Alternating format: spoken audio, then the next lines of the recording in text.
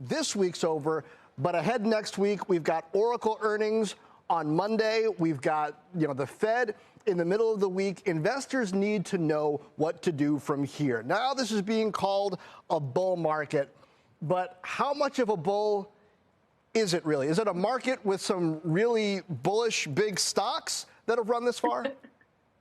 Yeah, thanks, John. I know is it to be or not to be? Is it really a bull market? I think it depends on what market index you're looking at. S&P equal weight, value, Dow, definitely not in the bull market territory. NASDAQ, chip stocks, the Elite Eight, absolutely running. But I do think you're seeing a pause there, and you're seeing this mean reversion here in June where you've seen small caps run. You're seeing value do better the last 2 weeks, and growth isn't necessarily completely tanky and rolling over, but you are seeing, I think, some profit taking, which is what we are advocating right now. These stocks are very profitable, but they are absolutely priced to perfection, especially in NVIDIA. That stock it cannot afford to have any lapses. The expectations, it's like 50 times forward earnings. It can't have it be delayed or late. So while I agree, this week definitely felt like the JV football game before the real varsity game next week, it was still an important week.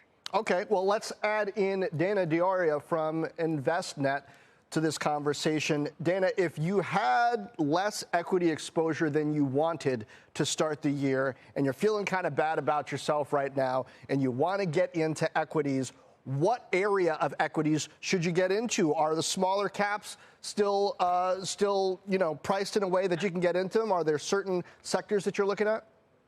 Sure. I think it's a matter of what's your time horizon. I'm a very strong believer in small value in particular. Long haul, these stocks do tend to outperform. I think we're extremely top heavy. I'm going to echo what you just heard from the other speaker that, you're so concentrated in the index right now that to the extent that you're in the equity market and you're hugging the index, tilting toward I would say value stocks. So, for example, we're probably looking at liquidity coming out of the market for a variety of reasons going forward. Treasury general account has to get replenished.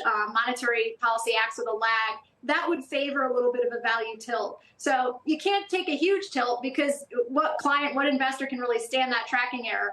But a bit of a tilt, right? Get into some value, lower price stocks.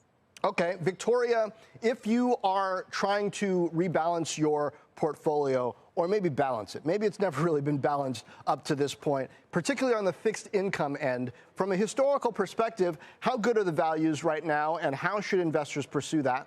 Yeah, I think you got to be a little careful with credit spreads are pretty narrow. The potential of any stress there kind of widening them out. We are looking at adding on some duration. If you assume we do have a pause coming, which you have to admit, Bank of Canada and Australia has made a step back. Now about 30% chance of a hike, a non-hike, non-hike. Probably not going to hike, only 30% chance of a hike on next week. But there is potential after those two central banks went, how the Fed reacts to CPI. That is definitely going to dictate the fixed income market. I'm a little wary of high yield. I do think if it is a pause and we are getting to this next leg of a Fed cycle, then duration is your friend, and you want to be locking in some of these rates. I know everybody's been rolling this front end. You're getting paid a lot for that 0 to 1 year on the treasuries and the money markets. But at some point, you want to be looking at some of these longer end, the intermediate part of the curve that could see some good steepening if the Fed does pause, and it's a well and truly pause, not a skip. So, Dana, what do you like there? Because interest rates are historically pretty high. If you're looking to do some